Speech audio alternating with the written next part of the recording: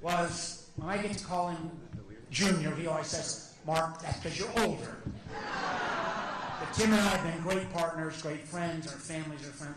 And boy, oh boy, these past 10 months, I think I speak for both of us, have been the hardest in our life in public service. And I just want to, we don't need to recite, but if we think back, and I think President Obama said this with Abigail yesterday, we knew Trump too was going to be bad.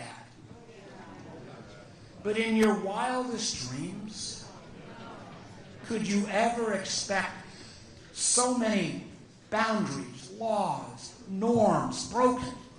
And I have to tell you, somebody, and Tim and I have been proud, and Abigail, when she was in the House, had a great record of being bipartisan. But one of the saddest things has been the complete evisceration of a traditional Republican Party. You know, in the first 10 months, just very quickly, we all know this. For 75 years, post-World War II, our strength was not only our military and our economy, but it was the fact that we cared about the rest of the world. And 75 years of soft power eliminated within weeks by eliminating USAID. Think about the standpoint from national security. Tim's on foreign relations. I'm on the intelligence committee. Could you imagine if you were somebody who works at CIA and you've got this new president coming in and saying, hey, we got a new foreign policy. Here's the plan. Russia is our friend and Canada is the enemy. We've seen people who've worked undercover, their identities exposed. We've seen with the crazy, sloppy handling of classified information when our sailors from Hampton Roads were launching attacks, and the craziness of Pete Hegseth being on an unsecure channel and nobody being held accountable. We've seen ICE, which now has a larger budget than the FBI, picking up moms that they drop off kids going to school. Matter of fact, here is a fun factoid that you ought to share.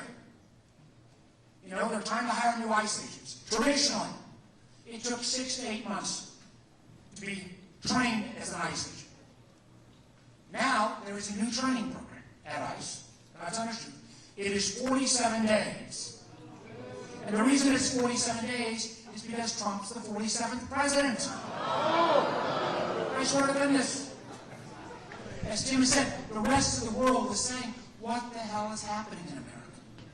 We've seen on top of that this healthcare cliff where we're saying, no, it is not right to have Americans' healthcare costs, if you're in the exchange, double over the next couple of months. We need to keep the Obamacare premium support in place.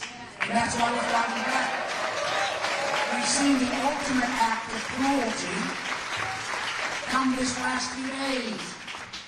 With SNAP benefits expiring, there are more than $6 billion that could have been moved over to take care. 1 out of 8 Americans rely on SNAP, and yet this administration said, no, we'd rather have people suffer. So the eyes of Virginia, the eyes of the nation, the eyes of the world are on us. Let me close out before I bring up Abigail and say, you know, Virginia, we've had a pretty good run. When I was governor, Tim was governor, Virginia was named best managed state. Virginia was named best state for business. Virginia was named best state for public education from preschool to graduate school. Now, the job of governor is tough. You got to be a good manager. You got to know how to bring efficiency. But it's pretty remarkable, and this is just plain facts. Virginia's GDP growth, third quarter of last year, was growth at 6.2%. This quarter, down to 1.7%. Abigail Spanberger knows we've got to do well in Northern Virginia, and we're blessed to do very well. But if we're not going to be that fulsome Commonwealth, unless that kid in Southside or that kid in Southwest also has the choice to stay in the community they grew up in. And Abigail understands the challenges and opportunities that technology brings, but also knows that there is a deep underside of social media and, frankly, of AI as well that we've got to grapple with.